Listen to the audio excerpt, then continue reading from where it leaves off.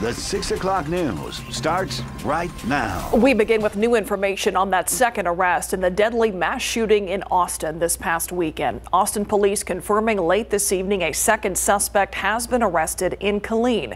APD, along with Killeen ISD police, arrested Jeremiah Roshan Leland James Tabb and charged him with aggravated assault in connection with the 6th Street shooting. The police say Tabb was enrolled in a summer school class.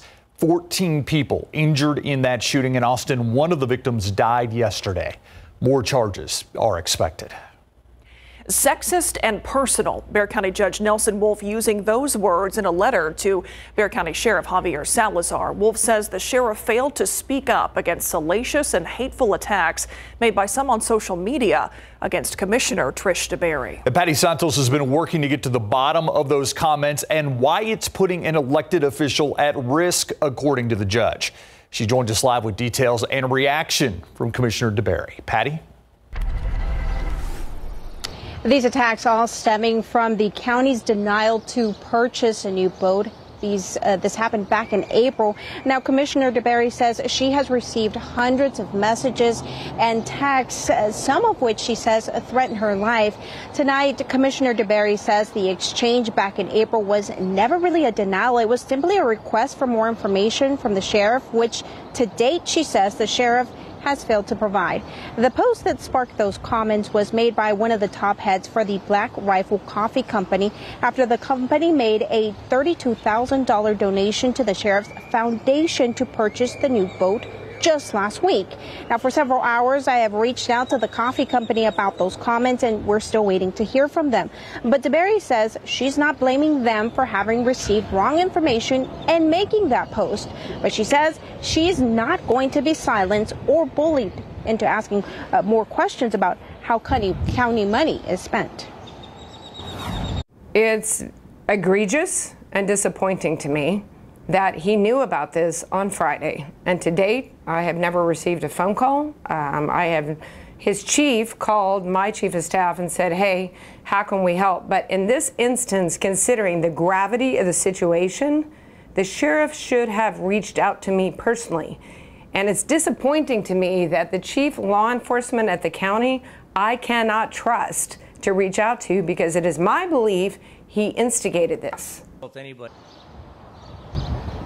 And just about an hour ago, the sheriff issued a statement saying he just found out about the comments when the letter was sent out today. The sheriff also saying he is in the process of preparing a briefing for commissioners on the patrol boat, which he says will not be at taxpayer expense. Now, Commissioner DeBerry says these comments and these threats were pretty serious against her and against her family, and she's really considering filing a police report. We're going to have more on that coming up tonight on the Night Beat. We'll send it back to you.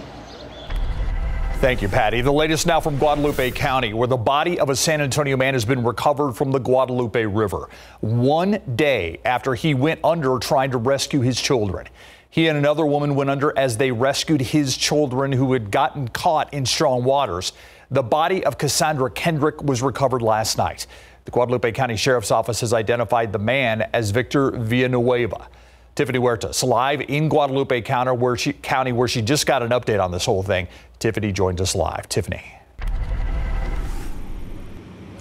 Steve, just moments ago, they confirmed that after an extensive search, authorities found the body of 30-year-old Victor Villanueva from San Antonio around 2:50 this afternoon here. The Guadalupe County Sheriff's Office says Villanueva was with his 3 children Sunday evening when 2 of his kids got caught up in the river's current. The Sheriff's Office says the father jumped in after the kids. That's when 22-year-old Cassandra Kendrick, who was with another group nearby, also jumped in to help. The father reached the kids and handed them to Kendrick, who was able to safely get them to the riverbank. Officials say Villanueva began to struggle and Kendrick went back into the water to help him. They never came back up.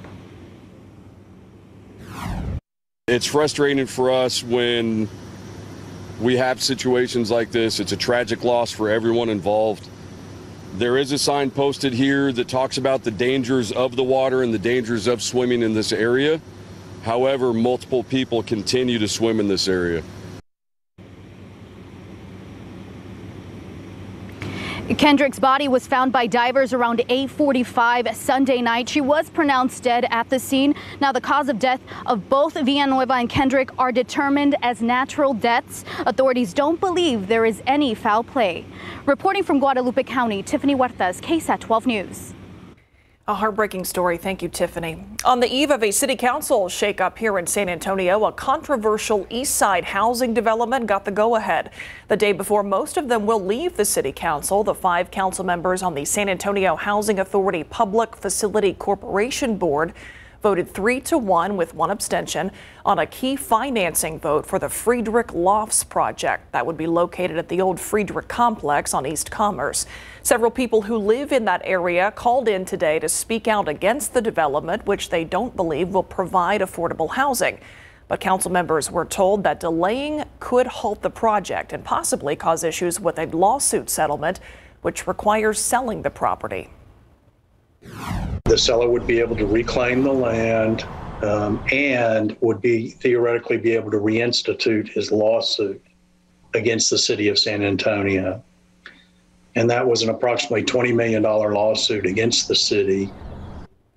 All this during a virtual meeting. Affordability concerns helped delay the same vote last week, but the deal has since been updated with different financial terms, and the number of reserved for lower income residents was bumped up from 14 units to 24. The San Antonio police are looking for a pair of suspects they say ripped off a convenience store late last month. The 2 showed up at the 7-Eleven in the 12,000 block of West Avenue on the west side. That was May 25th.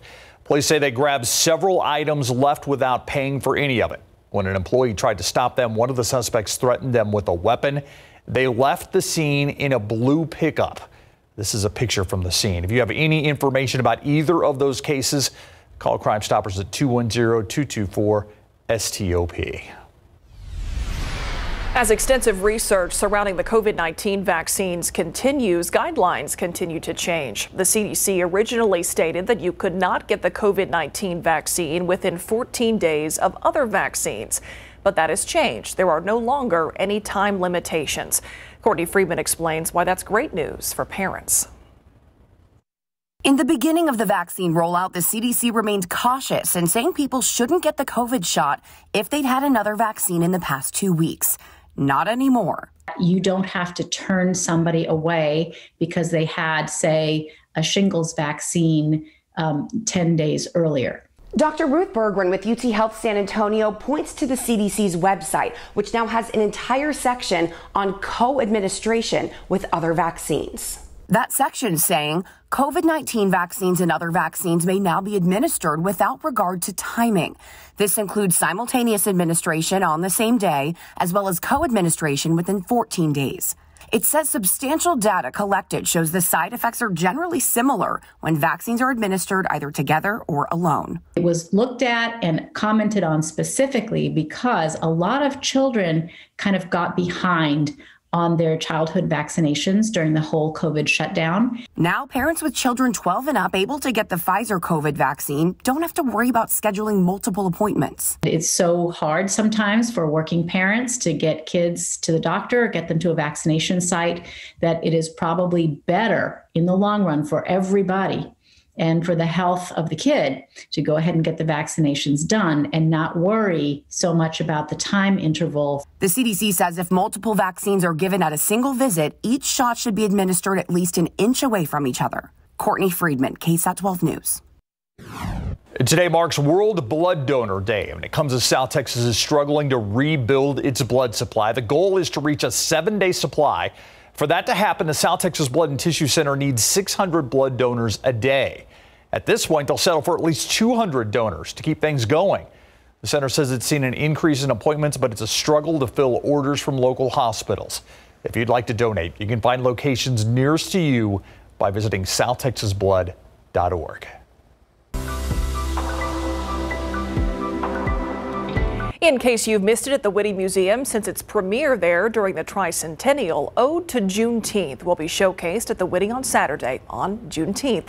An artist in residence at Texas State University and nationally known playwright Eugene Lee wrote Ode to Juneteenth as a freed slave's account of that historic day. Jesse DeGollado says the one-man show tells a compelling story of celebration and hope. Known for his historic portrayals at the Whitty Museum, Jeremy Bilbo has taken on a new persona, Emancipation Jones. I wonder if you all know what I mean when I talk about Juneteenth. The day Texas became the last to know that slaves had been freed more than 2 years earlier. I took June 19th, 1865 as my birthday. Juneteenth, I claimed it. Ode to Juneteenth also looks beyond Freedom Day, or as Emancipation Jones would put it, we come a long way from the auction block, the whip, and the rope. Hope for equality because we still got chains. Still seen as just a free slave, less than equal, no matter the gains. It's a work in progress, that's the truth. But we've come a long way. Playwright Eugene Lee says his play is more about the celebration of that freedom. June 19th, 1865 is the day I became somebody and not somebody's slave. You know, hopefully somebody will leave this event with something that will make them think differently, something that will soften the hate that's in their hearts. The play that debuted here at the Whitty Museum during San Antonio's tricentennial will be performed throughout Juneteenth this Saturday. We have more information on our website. Jessie Degollado, KSAT 12 News. A lot of celebrations happening around town. A lot of information on our website about what's happening on Juneteenth. Yeah, and it is so hot out there with the humidity, the heat index. There are some cooling centers that have been opened. ERCOT telling us to conserve AC. A lot going on weather-wise, Adam. Yeah, and it's not abnormal for this time of year, once we get into the heat, to be asked to conserve energy, especially between 2 p.m. and 7 p.m. It's a good excuse to barbecue. Fire up the grill, if you ask me. Don't cook in the kitchen. Cook outside. Anyway, 76 degrees this morning. Then we topped out at 96 at the airport in town at San Antonio International. A little bit warmer on the south side. Stinson got into the upper 90s. New Braunfels, 98 the high. Del Rio, 102. Pleasanton, 97 for the high temperature. And right now, readings are very similar to our highs. Del Rio currently at 97, but an outflow boundary is about to hit Del Rio. Going to cause some changes. We actually have some showers off to the east of us, and they're affecting some of the temperatures there. Locally, we're just well into the 90s. It's that time of year. We're going to talk more about this heat, what it's going to be like the rest of the week, and some activity in the tropics coming right up.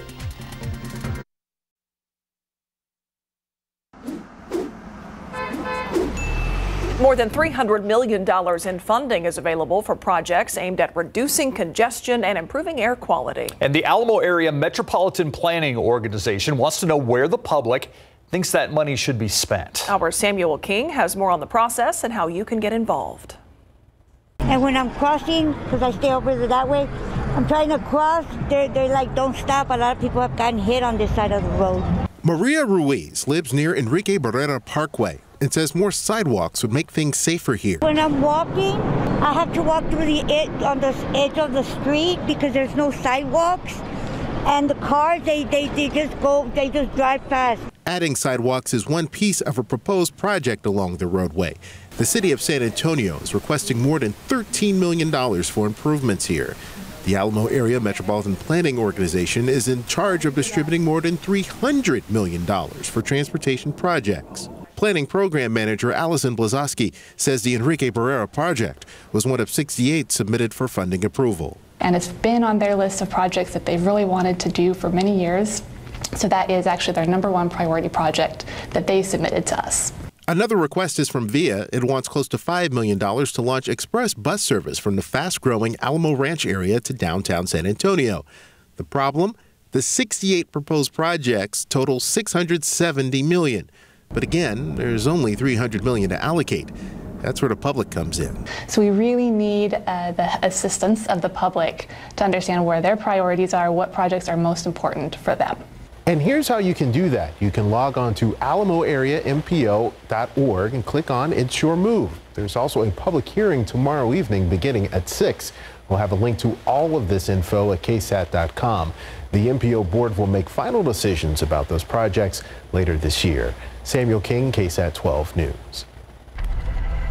And let's take a look at traffic right now out there. This is the TransGuide camera. This is 281 and Loop 410. This is a view we actually see quite often during this show, but we are zoomed in a bit of a different angle right now. This is the and there they zoom back out. We're going to zoom out, kind of flipping things around there, looking towards the airport. But you can see in that other view, things slow going as they usually are at this intersection at this hour. Let's check out Sky 12 right now for our live cam shot, and we are over the Pearl.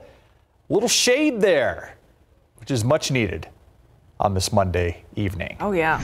And only Adam Caskey, when it's 98 degrees out, would say, start a fire. Why not? I mean, in the grill. In the grill, yes. Why not? Do it. Enjoy it. You know, we live in Texas. Just embrace the heat. Not literally embrace it. Just. I mean, what choice do we really? Exactly. What choice do we have? Let's have? Embrace it. We're all sweating together, folks. We're in this together. Oh, that sounds lovely. Doesn't it, though? We all smell together, everybody. Wow. Staying hot. Yeah, it's June. It's staying hot. We're actually approaching the solstice. We're not that far away. So peak heating out there, high sun angle. Isolated showers have popped up and a little bit of tropical moisture we're watching in the Gulf. Let's get right to it, starting with a look at radar. And you see the activity out there. Came in from Houston. Now, most of it's diving south of San Antonio, basically right along the Gulf coastline there. That said, we have a few other little pop-up showers and storms to talk about here and there. So let's get right to it with this. And there's, in particular, a lot of activity down near Goliad, Victoria. Some of this severe, especially just south of Beeville, a little severe part of that storm passing south of Beeville. So some heavy rain. I mean, you can see a quick 1.5 inches from those downpours. But also, the outflow boundary associated with this has been triggering these little pop-up showers. Right here, there we go, a few pop-up showers, Gonzales, DeWitt counties, and then farther to the north, there just north of I-10, between Luling and LaGrange, we're seeing some of this. Now, I give this outflow boundary about 1.5 hours to 2 hours before it makes it to San Antonio, and at that point, it could actually trigger a few more pop-up showers. In the meantime, we don't necessarily need that outflow boundary. Look near Bernie. One little downpour here right along 67, right along 46, I should say, has just popped up here on the east side of Bernie. And this is the nature of the atmosphere we're in right now and the setup that we have, where I do think we'll have more of this in the coming afternoon. So there's that isolated chance in those isolated showers. But let's go farther to the west and particularly switch radars here so we can take a look at Valverde County. Heavy downpours throughout Valverde County, some leftovers of a thunderstorm complex, but its outflow boundary, that what you see right there, is kicking off some downpours in parts of Edwards County. Right now, just west of Rock Springs, but Rock Springs, you could even have a little development, especially south of you, in the coming minutes to about, well, maybe 30 minutes to an hour as well. And a cooling breeze moving through Del Rio as a result of that outflow boundary. So this is what we're dealing with now. We'll have a few more isolated chances the next couple of afternoons. You look across the state and this is where we have this just slightly unsettled weather pattern. It's not necessarily all that severe, but the upper level high now moving over the four corners. It's not centered over us. And so we get in this northerly flow, which sometimes has those little ripples in the flow, and that's what we're dealing with right now. This is what we're tracking down in the southern Gulf of Mexico. We even talked about it a little bit last week. A lot of moisture down there in the southern Gulf, and there is the potential that this could develop into a tropical depression, maybe even a tropical storm over the next 5 days.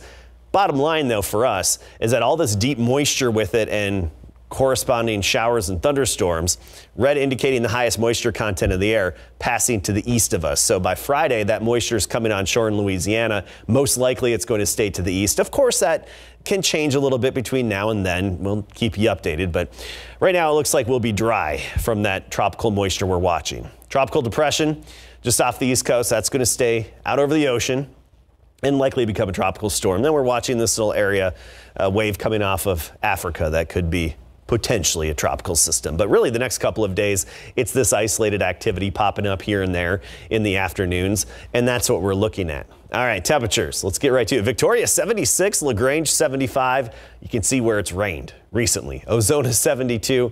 Meanwhile, 94 San Antonio and Hondo. As we go through this evening, temperatures gradually falling down to near 80 at midnight. Tomorrow, we'll start the day in the mid-70s. By the afternoon, make it into the mid-90s. And we just repeat this the next couple of days. Not even much of a refreshing breeze out there either. Then this weekend, where it looks like we're on the dry side of that tropical system, so mid-90s and sunny. we're there. Thanks, Adam. All right, is this the year that it happens for Becky Hammon? You know, it just seems like the time is right. She's up for a number of jobs, including the one in Portland, which she's scheduled right now to interview this week. And we're talking about Becky Hammon, the Spurs assistant coach, who is making sports history for women, and a donation to Wagner basketball today. Coming up.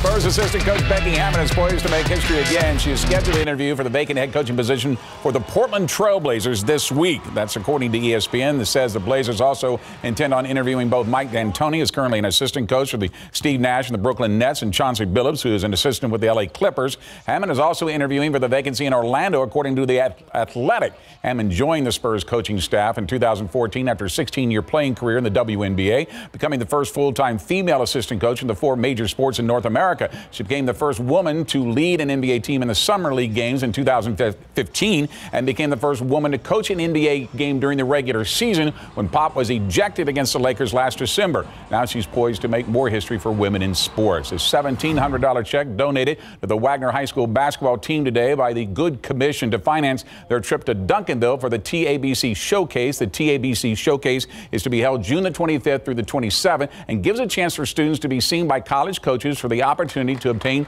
a possible scholarship. It means a lot. You know, anytime you can get community to help you out, you know, in certain situations, because, you know, every kid doesn't have the means to be able to get exposure and stuff like that. They should be able to go out and give 100% of their tryouts in Duncanville, Texas, and they're going to come back with scholarships and make not only their community, their school, but their family and themselves proud. The Good Commission is made up of several African American men from very diverse backgrounds here in San Antonio.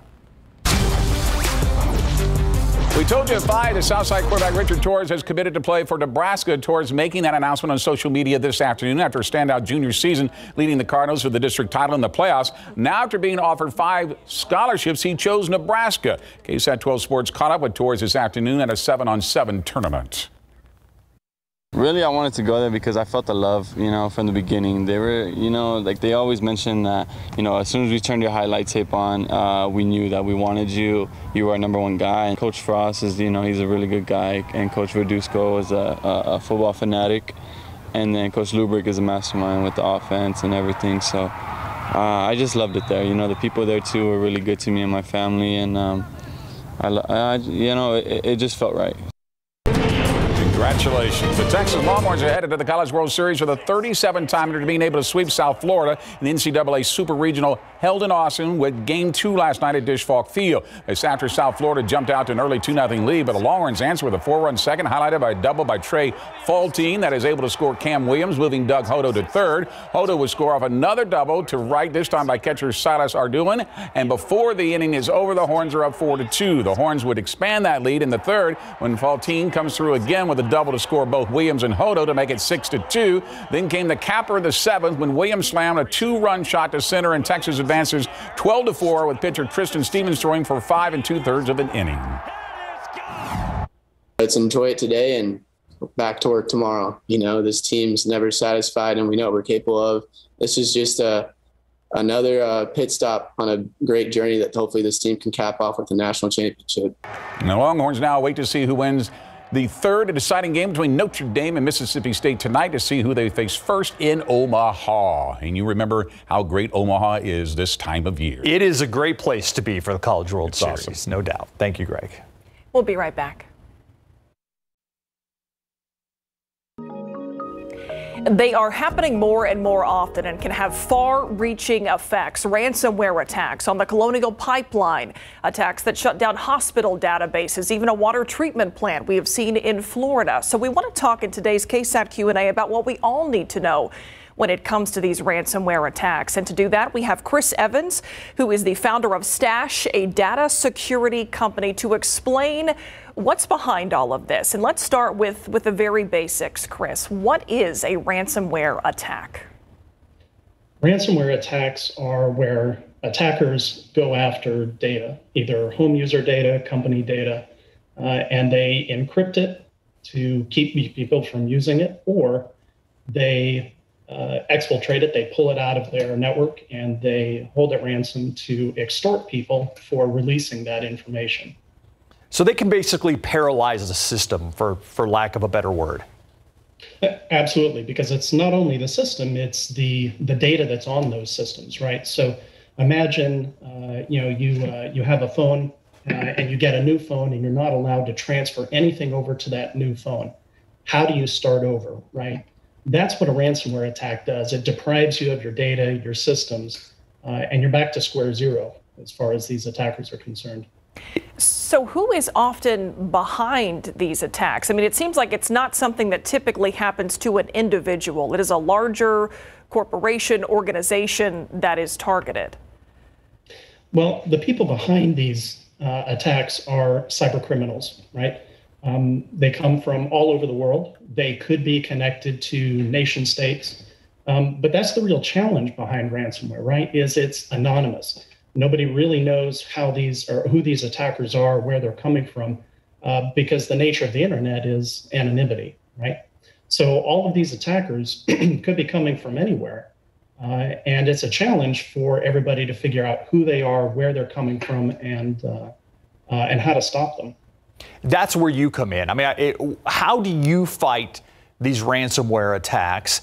And is it a problem with our government not protecting us enough, or is it a problem with these companies not having enough safeguards in place? Well, I think it's a little bit of everything there, right? So there are three things that you can do to protect yourself from ransomware attacks. One is back up your data. Keep a copy of everything you have that's important to you. Two, encrypt it. If it's encrypted, it's not usable to an attacker. And they can't do anything with it. They can't extort you for publicly releasing that information. And actually, that's where Stash comes in. We do the backup and the encryption, and we automate that whole process for you. So that's where we focus. But that third thing I was talking about is two-factor authentication, or making stronger authentication. When you use an online service, you use a username, a password to log into those services. Two-factor authentication or multi-factor authentication adds another factor to that. So in addition to your username and password, you need a code that's on your phone, or maybe you're using a little USB key or something like this to authenticate to that service. But those are really the three things that companies and users at home can do to protect themselves.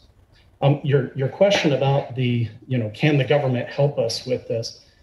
I'd say that if your business survival strategy depends on the government, either federal, state, or local, to ride in and save you from a cyber attack, probably ought to rethink that strategy. The government they've got some great cyber ninjas out there, but there aren't enough of them, right? And so companies can do things like that backup. You do that encryption, use that two-factor authentication to protect themselves. What if someone knows that a company that has their personal information has been the target of a ransomware attack? They've either heard about it in headlines or they've been made aware by that company. What should they do at that point once they know their information could have been compromised? Yeah, so first you have to understand what information was compromised, right? It could be your name, address, social security number. Those things are relatively hard to change, right? You're kind of stuck with those. But doing things like credit monitoring will get you so far down the road with some level of protection. But I think the other things are the data that actually gets compromised. If it includes usernames and passwords, you need to go change those, right? You don't want an attacker who's now compromised your particular information from another site to be able to use that to affect you. But I think really understanding what that information was that was compromised, that can be a really difficult process to understand what that is. All right, last question. I think you're probably going to, I think I know what the answer is, but I'm guessing this is going to get worse before it gets better. Unfortunately, I would agree with you. I think it is going to get worse. There are some statistics out there that say there's a new ransomware attack every 11 seconds. That's fantastic statistic, right? What that shows is there's a huge scope of this problem. The cyber criminals are going after the money, they're going after the companies that have that money, whatever's easy for them, right? That's what they're going after. And unfortunately, with, again, that anonymity of the internet, it's easy to run these types of attacks. You can go out and get various services that run these ransomware attacks now. So it's really easy to pull off. It's really anonymous. Unfortunately, I think it is going to get worse before it gets better.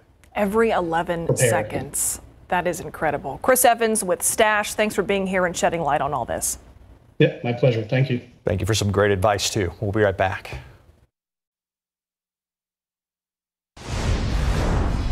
A massive plant fire in northwest of Chicago, prompting mandatory evacuations of people living in a 1-mile radius of this. It's unbelievable. Huge flames, black smoke coming from the Chem Tool plant in Rockton, where nearly 200 firefighters responded. The Lubrizol Corporation owns the facility and reports all of its employees are safe. According to the company's website, Chem Tool makes a variety of lubricating greases. They do not know what caused this fire yet. Fire officials say that building pretty much consumed at the point that it is likely the fire will not be completely out for days. The Transportation Safety Administration breaking records seemingly every weekend as the country tries to get back to normal. It's the first time TSA screenings were above the 2 million mark since the pandemic started in March of 2020. The numbers will likely grow as Americans fly this summer to visit family or vacation, but airlines say business travel has not recovered yet. Look outside with live cam this evening. Plenty of sunshine, cranking up those temperatures. Summer may not officially be here, but it feels an awful lot like South Texas summer is here. We're definitely getting there. Well, meteorologically speaking, it is meteorological summer, right? June, July, August. We go by the first of the month for that. And in order for our record keeping astronomically, it's not for some time yet. We have the solstice later on this month. But let's talk temperatures now. 94 degrees currently. We're feeling the warmth out there. 8 o'clock still in the low 90s, 10 o'clock mid 80s. And notice those little rain chances at 20%. We'll take a look at the radar in a little bit to show you where the rain is now and what we're expecting the rest of the week, along with that tropical moisture coming right up.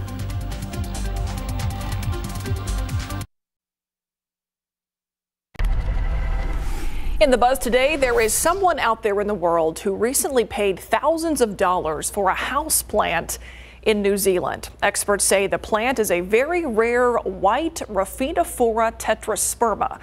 Bless you. Yeah, thank you. I'm impressed. I practiced that. What makes it even more rare, this plant is variegated, which means it has 2 or more different colors in its leaves. Yeah, the New Zealand auction site Trade Me sold the plant for a record-breaking $27,100 New Zealand dollars. That's equal to more than $19,000 in the U.S. Trade Me says it is the most expensive houseplant ever sold on its site. They did not say who bought it. Better water that thing for $27,000. This is a list of the city of Houston would probably not like to be on at all, never mind being at the top of that list. Last year, the United States Postal Service says it was the top place for mail carriers to be bitten by dogs. 73 attacks in 2020. Chicago coming in second with 59 and Los Angeles with 54. Postal Service officials say more than 5,800 employees reported a dog attack in 2020. This can be anything from a nip or a bite that caused a postal worker to file an injury claim or tell a supervisor. USPS didn't specify what types of dogs attacked the most. The rankings were released as part of National Dog Bite Awareness Week, which started on Saturday. All right. Now to some video out of Illinois of some zoo animals playing in the water. They don't have any idea, but they are celebrating International Bath Day, which isn't really celebrating baths. It's in honor of one of history's great thinkers, Archimedes. The story goes that the scholar was taking a bath when he discovered that an object's volume could actually be measured by submerging it in water. And since no one knows the exact dates of Archimedes' birth, June 14th, the date is selected to celebrate him. Why June 14th? Archimedes made the discovery a week before summer officially begins, and on the Greek calendar, that was June 21st. Okay, so we started talking about International Bath Day. Adam Caskey's face was all Not unapproving. He was not happy. Disapproving. But you bring up Archimedes. But then we got into some science behind it. Displacement. And yes. you were in. Displacement. I'll never forget science class as a kid. It was like 8th grade or something, and a teacher, Miss Sandy, had a little matchbox car and said, "How do we find the volume of this?" And we're all like, "You can't really measure." And then displacement. Oh. Mind blowing. Yeah. Thank you, Archimedes. Thank you, Archimedes. And didn't Winston Churchill say, he was a big bather? Why stand when you can sit? There you go. All right. I'm in time jail, according to Billy T., our producer. And we actually have some rain to talk about on the radar.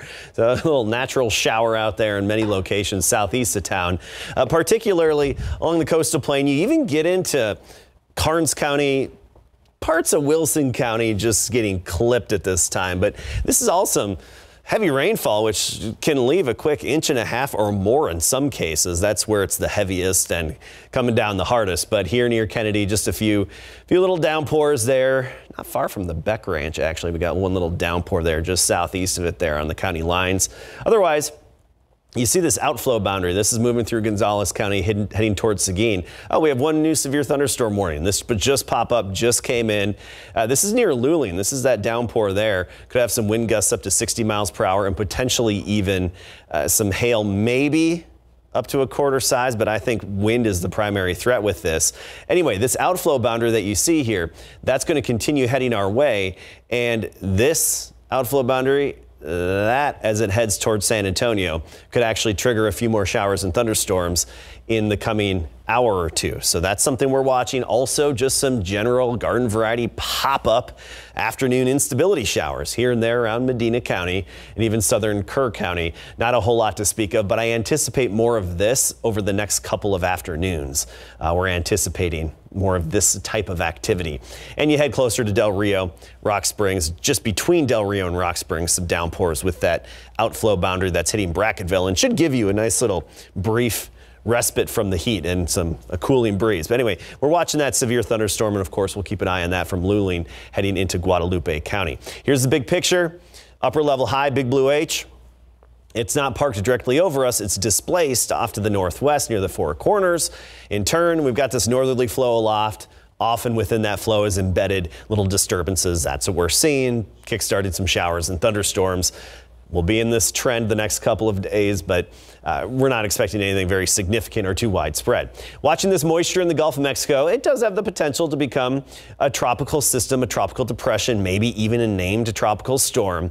But mostly this is just going to have a lot of rain with it and some deep tropical moisture. We talked about it last week. It's been down in the southern Gulf for a while now. Right now, indications are that tropical moisture is going to stay just east of us. So you see the blue indicating the dry air, the red indicating the humid and muggy air, and that's likely to stay east of us as that system moves toward the Gulf coastline. So for us, we should be on the dry side the next few afternoons, Tuesday, Wednesday, and even on into Thursday. That 20% chance, basically what we're seeing out there right now. At times it may be about 30, but that's about it. Then Friday into the weekend, dry on the backside of that system.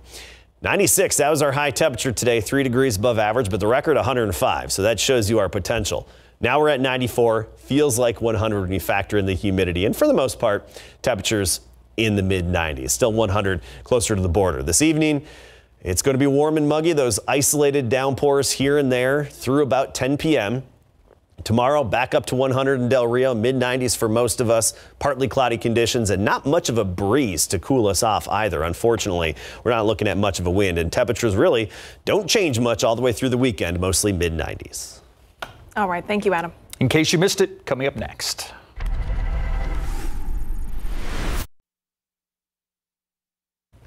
Here's today's In Case You Missed It.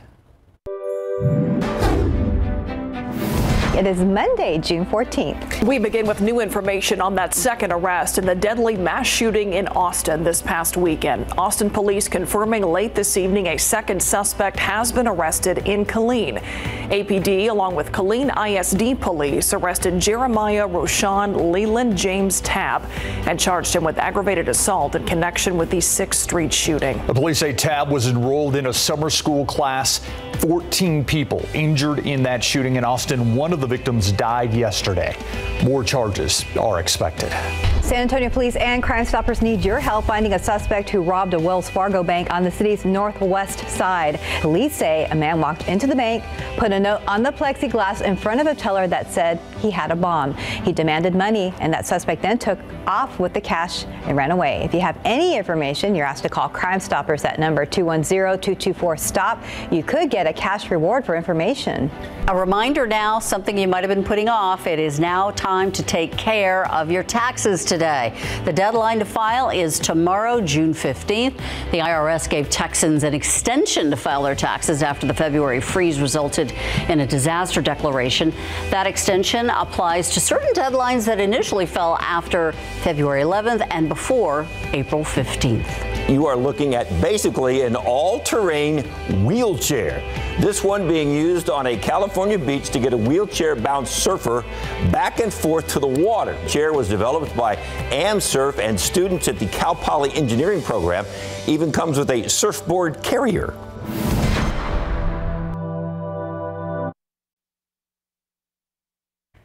That is all our time for now. Thanks so much for watching the news at 6. We'll see you back here on the Night Beat at 10.